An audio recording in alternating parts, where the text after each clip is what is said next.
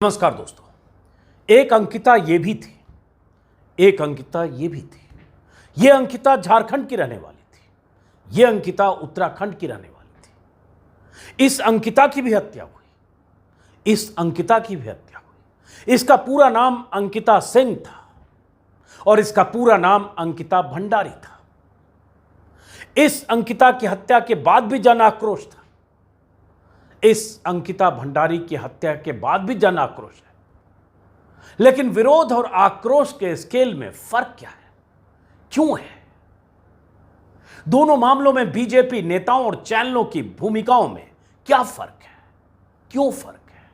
अगले 10 मिनट तक इस वीडियो को देखिए और समझिए कि मैं दोनों अंकिता के साथ हुई दरिंदगी की तुलना क्यों कर रहा हूं। आपको याद होगा, झारखंड की अंकिता की हत्या की खबर के बाद कितना बवाल मचा था। कई चैनलों पर 50 घंटे तक लगातार कवरेज हुआ था। बीजेपी के 50 नेताओं और हजारों कार्यकर्ताओं, ट्रोल्स, सब ने मिलकर अंकिता के लिए इंसाफ की मुहिम चलाई थी। झारखंड से बीजेपी सांसद निशिकांत दुबे एक प्राइवेट प्लेन से कपिल मिश्रा और सांसद मनोज तिवारी को लेकर दिल्ली से 1400 किलोमीटर दूर अंकिता सिंह के घर पहुंच गए थे। अंकिता सिंह के परिवार वालों को 25 लाख का चेक सौंप कर आए थे। कई दिनों तक बीजेपी नेताओं के बयानों की बारिश के साथ चैनलों पर अनवरत कवरेज हुआ था। दंगल, हल्ला बोल से लेकर हुंकार और आर पार तक। और यह होना भी चाहिए। अगर किसी लड़की को यूं जलाकर मार डाला गया हो तो हर हाल में उसके लिए इंसाफ की लड़ाई लड़ी जानी चाहिए। उसके परिवार को हर मुमकिन मदद दी जानी चाहिए और मीडिया की तरफ से कातिलों को सजा दिलवाने की मुहिम चलनी चाहिए। लेकिन क्या उत्तराखंड की बेटी अंकिता भंडारी के मामले में भी यही हो रहा है? बीजेपी नेताओं में वो आक्रोश आपको दिख रहा है जो आक्रोश अंकिता सिंह के वक्त दिख रहा था? चैनलों पर क्या वैसे ही कवरेज आपको दिख रहा है जैसे झारखंड की बेटी अंकिता सिंह की हत्या के बाद दिखा था? बल्कि मुझे तो आज संघ से जुड़े विपिन करनवाल नाम के एक शख्स की फेसबुक पोस्ट दिखी जो वायरल हो रही है, जिसमें उन्होंने अंकिता भंडारी के परिवार वालों के लिए जो लिखा है, हालांकि उसे डिलीट कर दिया, फेसबुक को ब्लॉक कर दिया या प्रोफाइल को लॉक किया, उसे पढ़कर घिन आ रही है उस शख्स से, उसकी मानसिक प्रवृत्ति से। क्या लिखा था विपिन करनवाल ने, बताएं? रहने देते हैं। इतनी बेहूदी बात फेसबुक पर लिखी गई जिसे मैं पढ़ना भी नहीं चाहता। स्क्रीन पर आप देख सकते हैं। अंकिता भंडारी के साथ उत्तराखंड के एक बीजेपी नेता विनोद आर्या के रंगबाज और दारूबाज बेटे ने दरिंदगी की, उसे शिकार बनाने की कोशिश की। जब अंकिता नहीं झुकी तो उसे मार डाला गया। लेकिन बीजेपी नेताओं की तरफ से कोई हल्ला सुना आपने? देश में राष्ट्रीय महिला आयोग नाम की भी एक संस्था है जिसकी मुखिया बीजेपी लीडर रेखा शर्मा है। अंकिता भंडारी के लिए 2 शब्द अब तक उनकी जुबान से नहीं निकला है। यही रेखा शर्मा दुमका की अंकिता सिंह के मामले में चैनलों पर इंटरव्यू देकर हत्यारों के खिलाफ सख्त कार्रवाई की मांग कर रही थी। महिला आयोग की टीम तक झारखंड भेज दी गई थी। ऐसा क्यों फर्क है? या ऐसा फर्क है तो इसकी वजह क्या है? सबसे बड़ा फर्क यह है कि झारखंड वाली अंकिता सिंह की हत्या में आरोपी मुस्लिम थे। शाहरुख मुख्य आरोपी था। लोगों को उस हत्याकांड में हिंदू मुस्लिम एंगल दिखा, सब टूट पड़े। बीजेपी नेता, सांसद, कट्टरवादी, हिंदुत्ववादी ट्रोल, आईटी सेल से लेकर मोदीवादी मीडिया तक। विरोध हम सब ने भी किया, लेकिन अंकिता के आरोपियों के धर्म ने उस मामले को तूल देने में उत्प्रेरक की भूमिका निभाई। सबको एक एजेंडा मिल गया। लेकिन यहां सब कुछ सामने है, सबूत सामने है। अंकिता भंडारी का वो चैट सामने है जिससे पता चलता है कि 19 साल की उस बेटी को शिकार बनाने के लिए उसके रिजॉर्ट के मालिक पुलकित आर्या ने उस पर कितना दबाव बनाया। उसे झुकाने और समझौते के लिए तैयार करने में पुलकित का मैनेजर लगातार जुटा रहा। उसे पैसे का लालच दिया गया। रिजॉर्ट में आने वाले वीवीआईपी को एक्स्ट्रा सर्विस देने के लिए अंकिता पर दबाव बनाया गया। सब कुछ अंकिता अपने दोस्त को मैसेज करके व्हाट्सएप के जरिए बताती रही। वो दोस्त उसकी मदद करता, उससे पहले उसकी हत्या हो गई। हत्या से कुछ देर पहले अंकिता भंडारी का एक ऑडियो भी सामने आया, जिसमें रोती सुबकती अंकिता होटल के एक स्टाफ से अपना बैग लाने को कह रही है। शायद बच जाती अगर उसकी मदद होती।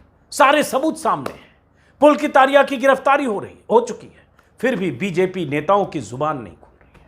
मीडिया में उतना शोर नहीं मचा। कोई कपिल मिश्रा या मनोज तिवारी प्राइवेट प्लेन लेकर देहरादून होते हुए अंकिता के घर नहीं पहुंचा। दिल्ली से 350 किलोमीटर दूर 1400 किलोमीटर चले गए थे। किसी ने उसके परिवार वाले से मुलाकात नहीं की, मदद नहीं की। हां, किसी ने 2-4 लाइन का ट्वीट करके औपचारिकता निभा दी, जैसे कपिल मिश्रा ने भी निभा दी। यह लिखना भी जरूरी नहीं समझा कि कातिल कौन है और कातिल का कुनबा क्या है। क्यों? क्योंकि आरोपी यहां मुस्लिम नहीं है, बल्कि बीजेपी नेता का बेटा है। सूबे में सत्ता भी बीजेपी की, पुलिस भी बीजेपी का, आरोपी भी बीजेपी नेता का बेटा, उसका भाई भी बीजेपी का नेता। इसलिए कहीं से कोई मुखर आवाज नहीं उठी जो उस अंकिता के लिए उठी थी। यह फर्क दिखता है आपको। 19 साल की अंकिता भंडारी महज 22 दिन पहले ऋषिकेश के पास बीजेपी नेता के बेटे के रिजॉर्ट में नौकरी करने पहुंची थी। गरीब मां बाप की बेटी अंकिता ने 12वीं में टॉप किया था, फिर होटल मैनेजमेंट का कोर्स किया। किसी तरह से वो नौकरी करना चाहती थी ताकि परिवार की मदद हो सके, खुद अपने पैरों पर खड़ी हो सके। लेकिन बीजेपी नेता के बेटे पुलकित आर्या ने उस बेटी को शिकार बनाने की कोशिश की, उसे जिस्म फरोशी में धकेलने की कोशिश की, जो उस बेटी को मरते दम तक कबूल नहीं था। तभी उसे 18 सितंबर को सुनियोजित तरीके से मार दिया गया, नहर में फेंक दिया गया। उस घटना के विस्तार में मैं अभी नहीं जा रहा हूं, क्योंकि पहले भी वीडियो में जिक्र कर चुका हूं। लेकिन 4-5 दिनों से कई सवाल पैदा हो रहे हैं, उसका जवाब नहीं मिल रहा है। इस बीच पुलकित आर्या के रिजॉर्ट में काम करने वाली एक और महिला ने खुलासा किया कि वहां देह व्यापार होता था। रिजॉर्ट मालिक पुलकित आर्या कर्मचारियों पर गलत नजर रखता था। रिजॉर्ट में बाहर से लड़कियां बुलाई जाती थी, उनके बारे में वहां एंट्री नहीं होती थी। ऐसे ग्राहक जिनके लिए लड़कियां बुलाई जाती थी, उनके बारे में भी एंट्री रजिस्टर में कुछ दर्ज नहीं होता था। शराब और नशे के सामानों की सप्लाई होती थी, सब कुछ होता था।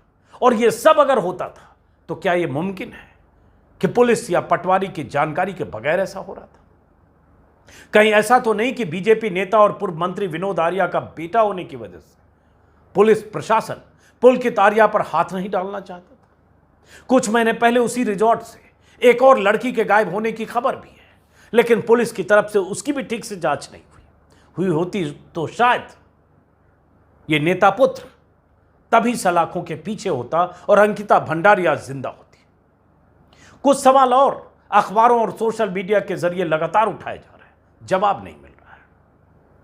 चैनलों पर कोई मुहिम नहीं चल रही है, जैसे मुहिम अंकिता सिंह के मामले में चली थी। जैसे वो वीवीआईपी कौन था जिसे एक्स्ट्रा सर्विस देने के लिए अंकिता पर दबाव था। बीजेपी नेता के बेटे के रिजॉर्ट में कौन वीवीआईपी आने वाला था? पहले कौन कौन ऐसे लोग वहां आते रहे? बिना जांच पूरी हुई रिजॉर्ट पर बुलडोजर किसके कहने पर चला? जिला प्रशासन ने कहा, डीएम की तरफ से एक बयान देख रहा था कि मुझे नहीं पता कि बुलडोजर किसके कहने पर चला, जबकि उसके ठीक पहले जिस दिन बुलडोजर चला उसी दिन सीएम का बयान था कि बुलडोजर चलवा दिया गया है। बुलडोजर से सबसे पहले अंकिता के कमरे को ही क्यों तोड़ा गया? और सीएम ने अगर कहा ट्वीट करके कि सबके साथ इंसाफ होगा और बुलडोजर चलाने का श्रेय लिया, तो फिर डीएम ने इनकार क्यों किया? अंकिता के परिवार वालों का आरोप कि उसका अंतिम संस्कार भी जल्दबाजी में प्रशासन ने दबाव डालकर किया, ऐसा क्यों? ऐसे कई सवाल हैं जिनका जवाब नहीं मिल रहा है और मीडिया की तरफ से यह सवाल चैनलों पर उठाए नहीं जा रहे। क्यों? क्योंकि इस केस में आरोपी कोई शाहरुख या सलीम नहीं है। बेटी यहां भी मार दी गई, लेकिन बीजेपी नेताओं और उनके समर्थन में बिछे मीडिया के लोगों के एजेंडे पर यह मामला फिट नहीं बैठता। जब अंकिता सिंह की हत्या हुई थी, यह कहा गया कि खिड़की से पेट्रोल अंदर फेंक कर और आग लगाकर उसे मार दिया गया। लगातार हम सब लोगों ने लिखा, बोला, ट्विटर पर आंधी आ गई ट्वीट्स की कि कैसे किसी लड़की के साथ ऐसी नाइंसाफी, ऐसी दरिंदगी हो। कि वो लड़की किसी कोई सिरफिरा उससे एक तरफा प्यार कर रहा हो, लड़की इनकार कर रही हो और उसे जलाकर मार दिया जाए। जब वो खबरें आई कई दिन तक, चार्जशीट भी हो गई, सुना बहुत जल्दी में सब कुछ हुआ। यहां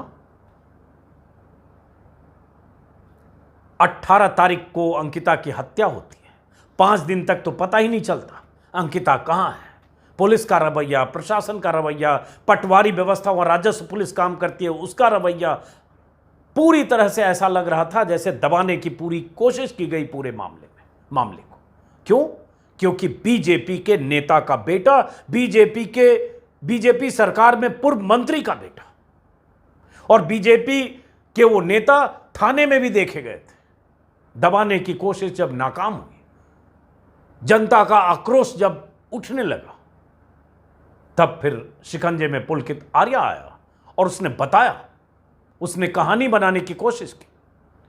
लेकिन अब वो सलाखों के पीछे तो है, लेकिन उन सवालों का जवाब, जो सवाल मैंने पूछे हैं, उसका जवाब कौन देगा? आज दैनिक भास्कर देख रहा हूं, कुछ सवाल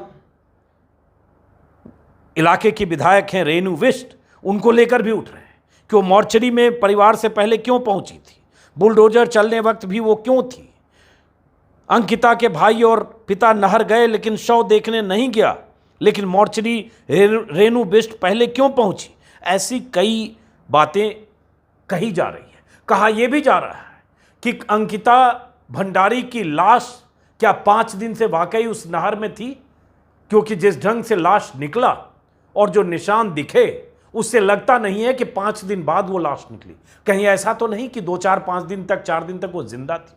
ऐसे कई सवाल हैं, और इन सवालों को पूछने के लिए जो सख्ती चाहिए मीडिया की तरफ से वो नहीं है, और बीजेपी नेताओं की तरफ से सन्नाटा है, क्योंकि ये अंकिता भंडारी है और इसका कातिल पुलकित आर्या है। जैसा कि मैंने कहा, वो शाहरुख नहीं है, वो बीजेपी के नेता का बेटा है। सरकार भी बीजेपी की है, लेकिन हां, मरने वाली दोनों बेटियां थी। वो अंकिता भी बेटी थी, ये अंकिता भी बेटी थी। जरा सोचिएगा, इस मुल्क में कातिल का धर्म अगर कुछ और हो तो लोगों का रिएक्शन, सरकार का रिएक्शन, सिस्टम का रिएक्शन कैसे होता है? दिमाग पर जोर डालिएगा, सोचिएगा, तो आपको जवाब मिल जाएगा। फिलहाल इस वीडियो को खत्म करता हूं। उम्मीद है कि अंकिता भंडारी को इंसाफ मिलेगा। उम्मीद है कि अंकिता भंडारी के साथ नाइंसाफी करने वाले वो तमाम लोग, पुलकित और उसके साथी, सख्त से सख्त सजा पाएंगे। मैं तो कहूंगा ऐसे दरिंदों को फांसी की सजा होनी चाहिए। उम्मीद है कि अंकिता सिंह को भी इंसाफ मिलेगा। फिलहाल इस वीडियो को खत्म करते हैं, फिर मुलाकात होगी। नमस्कार।